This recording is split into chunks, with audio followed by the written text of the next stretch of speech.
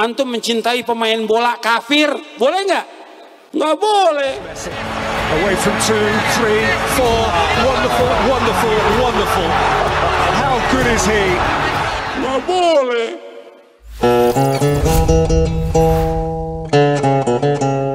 Assalamualaikum warahmatullahi wabarakatuh. Kita berjumpa kembali di channel Tauhid Cinta. Kali ini kita akan membahas mengenai bolehkah kita mengidolakan tokoh atau public figure yang selain Nabi Muhammad SAW. Ada seorang ustadz yang mengharamkan kita mengidolakan pemain sepak bola yang dianggap sebagai kita mengidolakan orang-orang kafir. Itu berarti kita orang munafik. Nah, kali ini saya akan ditemani oleh Ustadz Mukhlisin Aziz. Beliau adalah pembina dari Tauhid Cinta channel ini dan juga dosen di Institut Ilmu Al-Quran atau IIQ. Assalamualaikum Ustadz. Waalaikumsalam warahmatullahi wabarakatuh, Mas Rifki. Sehat ya? Alhamdulillah. Alhamdulillah. Itu jaketnya keren banget Ustadz. Ya, yang bukan Barcelona minggir ya. Mengidolakan Barcelona sekali ya. Sengaja memang saya pakai ini untuk menjawab statement dari Ustadz tadi. Kalau kita mengidolakan pemain bola yang disebutnya kafir berarti ya, atau paling tidak munafik gitu ya. Jadi sengaja saya pakai ini untuk itu. Nah, ya kan kita tahu bahwa Nabi Muhammad SAW adalah teladan kita, uswatun hasanah gitu. Ya bolehkah kita mengidolakan orang lain gitu, misalkan ya artis, public figure, pemain sepak bola, pemusisi gitu, band dan lain sebagainya. Ya, poinnya kan memang beragama, saya kira harus kita tarik dulu ya Mas Rifki, tidak bisa lah hitam putih gitu ya. Jadi ketika kita mencintai, punya sahabat yang kebetulan non muslim, kemudian berbisnis dengan mereka, atau bahkan statement yang gak ekstrim Ustadz tadi mengatakan kalau kita pakai kaos mengidolakan pemain bola terkenal itu udah, itu nggak boleh, kafir gitu, minimal munafik. Itu kan mengerikan kan ya, apalagi mengidolakan orang kafir, mengidolakan orang kafir dan dikasih statement gitu, dikasih lakop atribut munafik gitu. Sesuatu yang mengerikan ya. Munafik itu kan orang yang kemudian konsekuensinya luar biasa ya, nggak bisa dipercaya. Sehingga kemudian dikontraskan dengan ayat yang boleh kita idolakan itu cuma Rasulullah. Memang betul gitu ya, laqad kana lakum fi rasulillahi uswatun hasanah ya, pada diri Nabi itu ada teladan yang baik. Tapi apakah tidak boleh kita mengapresiasi kehebatan-kehebatan yang ingat itu dititipkan Allah juga gitu, kalau hubungannya tidak ada unsur-unsur ubudiyah. Bola apa hubungannya dengan peribadatan kita? Kita mengapresiasi orang yang punya skill luar biasa. Kenapa kita tidak melihat sisi positif ya? Bagaimana seorang Lionel Messi misalkan, yang divonis dari kecil punya hormon yang pertumbuhannya tidak maksimal. Tidak mungkin orang kemudian menganggap dia menjadi pemain bola dan kemudian dia punya optimisme. Ada pengobatan yang dilakukan, suntik hormon dan sebagainya, dan sekarang menjadi 7 kali orang yang dapat pemain terbaik dunia gitu. Dan kenapa itu nggak dilihat ya? Rasulullah juga mengajarkan kita, ajarkan anak-anakmu memanah, berkuda. Nanti kalau pemain panahan dunia kemudian kita belajar dari mereka, mengidolakan, apakah kemudian munafik? Ketika kita olimpiade kan kita nggak pernah dapat medali itu berkuda. Kalau ada yang medalinya emas dan kemudian anak-anak kita disuruh Rasulullah berkuda, kemudian pelatihnya kebetulan non muslim, orang luar negeri yang kebetulan kafir dalam tanda petik Ustadz, itu apakah juga kemudian jatuhnya kita munafik? Jadi tidak sehitam putih itulah beragama. Oleh karenanya hukum itu ya duru ma'ilati ya. Hukum itu kan selalu bergerak, berubah sesuai dengan ilatnya ya. Kalau saya firm mengatakan mengidolakan siapapun sebenarnya hukum awalnya mubah. Tapi kan ada kekhawatiran gini, ketika kita mengidolakan seseorang, kita akan meniru caranya berpakaian, caranya makan, caranya berperilaku sehari-hari, cara dia bersosialisasi dan lain sebagainya. Ya makanya kan ketika misalkan seorang public figure gitu yang followersnya banyak gitu, misalkan mendapat endorsement kan, yang harapan ya followersnya itu akan membeli juga apa yang dia oleh karenanya hukum yang mubah awalnya mengidolakan seseorang itu bisa berubah jadi makruh, jadi sesuatu yang kemudian tidak dianjurkan ya, bahkan dicela ketika mengidolakan itu membuat efek negatif. Apalagi bahkan hukum mengidolakan seseorang itu bisa berubah menjadi haram ketika kita meniru secara total gitu. Wah, idola kita ini kemudian punya anak 3 tapi belum nikah, oh ikutin dah gitu. Kemudian tidak menutup aurat diikutin gitu, cara-cara hedonnya diikutin, jatuhnya di situ haram. Tapi itu hukum yang berubah, tapi hukum awalnya kan kemudian mubah. Jadi jangan kemudian dihitam putihkan dengan menggunakan man tasyabaha biqaumin fahuwa minhum. Barang siapa meniru-niru satu idolanya maka bagian dari mereka. Dan yang agak repot, Ustadz itu mengatakan bahwa nanti kalau kita mengidolakan seseorang itu dikumpulkan di akhirat beserta idolanya dengan dalil hadis anta ma'aman ahbabta, engkau beserta orang yang engkau cintai. Padahal kasus itu Mas Rifki, teman-temanku sahabat Tauhid Cinta, hadis itu asbabul wurudnya itu dialog antara seorang badui, itu orang kampung lah kira-kira, dari pelosok Madinah datang kepada Rasulullah nanya, ya Rasulullah, kiamat tuh kapan sih datangnya? Gitu. Rasulullah balik bertanya, kamu nanya kiamat, kamu udah punya persiapan apa? Gitu. Ya namanya orang kemudian berpikirnya sederhana, dia mengatakan, apa ya Rasulullah? Saya sih sholatnya nggak banyak, gitu ya. Puasa saya juga nggak banyak, gitu. Baca Quran saya, amal soleh saya nggak banyak. Tetapi yang saya bisa pastikan, persiapan saya menuju akhirat itu kalau kiamat datang, saya mencintai Allah dan mencintai engkau ya Rasulullah. Dan Rasulullah kemudian jelas sekali mengatakan pada orang itu untuk menggembirakan dia, anta ma'aman ahbabta, engkau beserta orang yang engkau cintai nanti di akhirat. Tidak berarti hadis itu kalau kita mengidolakan Messi, misalkan saya mengidolakan Messi, nanti kemudian di akhirat dikumpulin sama Messi, terus kelanjutan pikirannya Messi nanti kemudian karena kafir, menurut Ustadz itu mungkin logikanya itu di neraka, kita di neraka gitu. Ketika mendengar hadis itu, hadisnya kan kemudian dilanjutkan. Anas kemudian mengatakan begini, kalau begitu seseorang dikumpulkan nanti di akhirat beserta orang yang dicintai, saya mencintai Rasulullah, saya mencintai Abu Bakar, saya mencintai Umar. Kenapa Anas mengatakan begitu? Kalaupun saya tidak bisa meniru Rasulullah, Umar dan Abu Bakar dalam konteks ibadahnya, minimal saya nanti bareng mereka di surga gitu.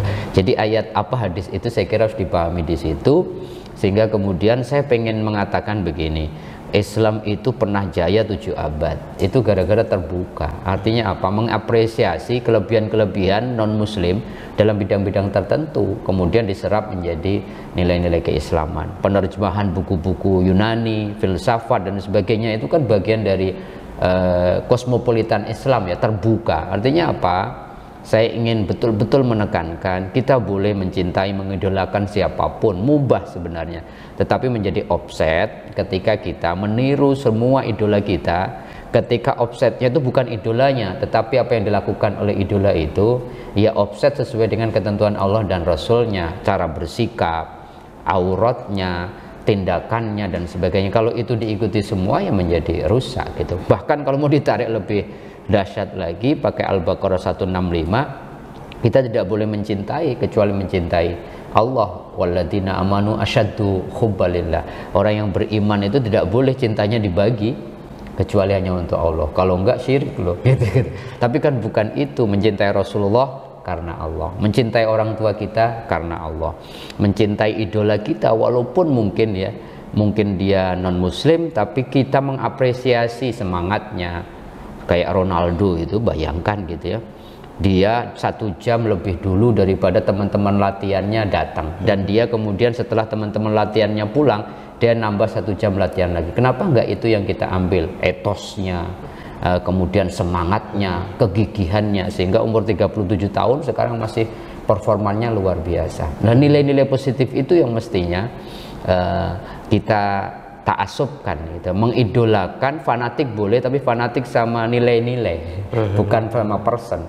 Kalau sama nilai kan harus gitu, dimanapun ada kebenaran kita harus fanatik, dimana ada siapapun mengajarkan kerja keras, kejujuran, ya nggak usah dilihat latar belakangnya, karena kejujuran itu nilai universal, amanah itu nilai universal, sehingga kita tidak mengkotak-kotakkan.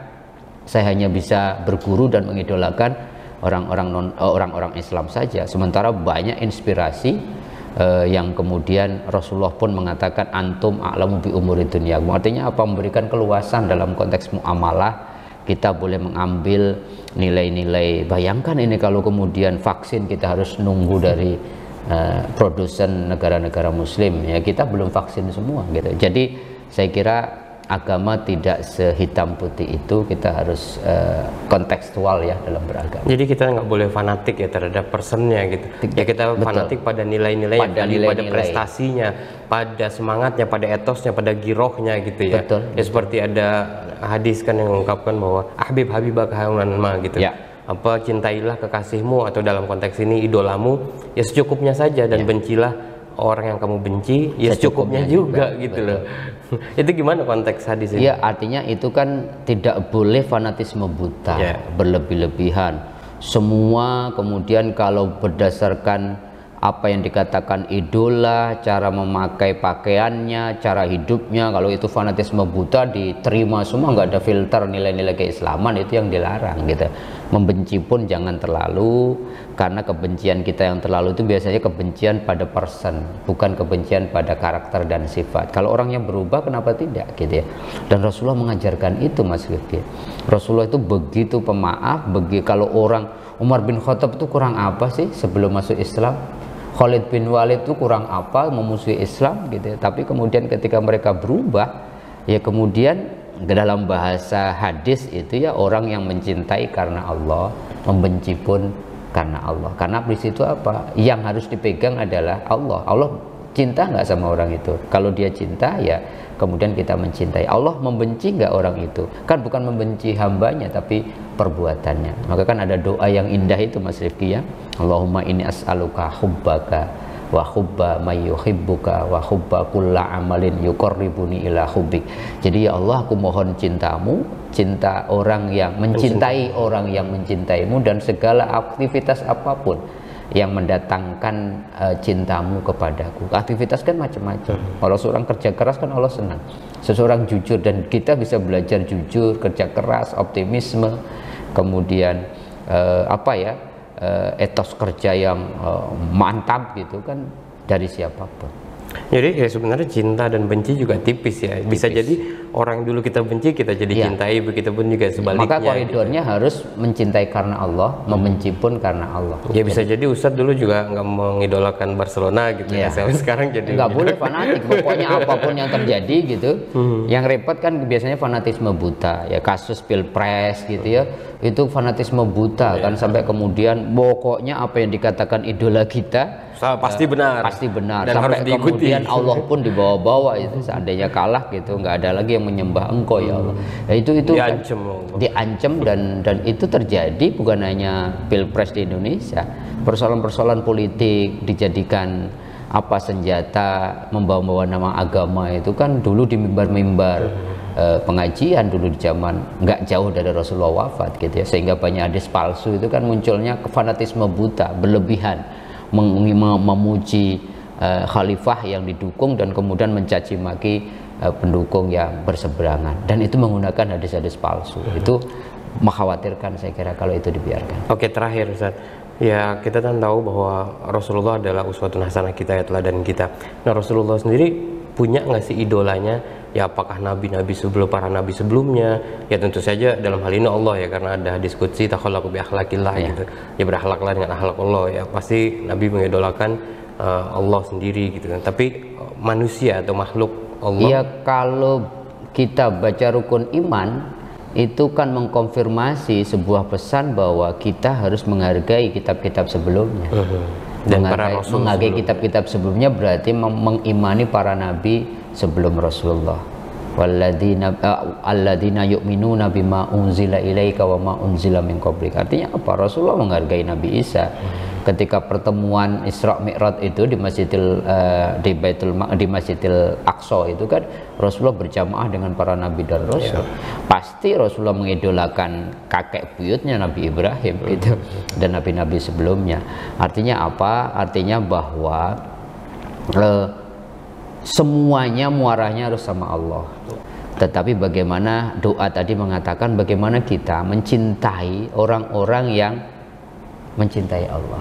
Artinya apa? Akhlak kan, mencintai sifat, mencintai potensi. Dan potensi al-alim itu kan bukan hanya milik orang Islam, orang punya pengetahuan.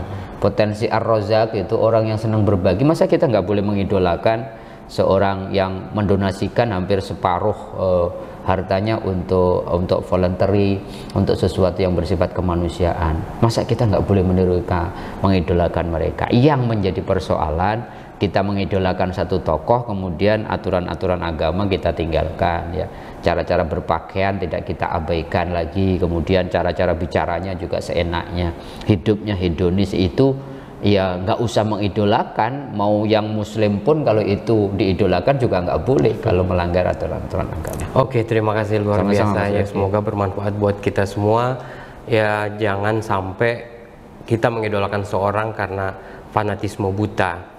Ya, kita boleh mengidolakan seseorang dan kita ambil ibroh atau pelajaran darinya, semangatnya, girohnya, prestasinya. Nah, itu yang harus kita tiru dan kita bahkan melampaui idola kita. Ya, terima kasih atas partisipasinya. Mohon maaf atas segala kekurangan. Wabillahi taufiq wal hidayah. Wassalamualaikum warahmatullahi wabarakatuh.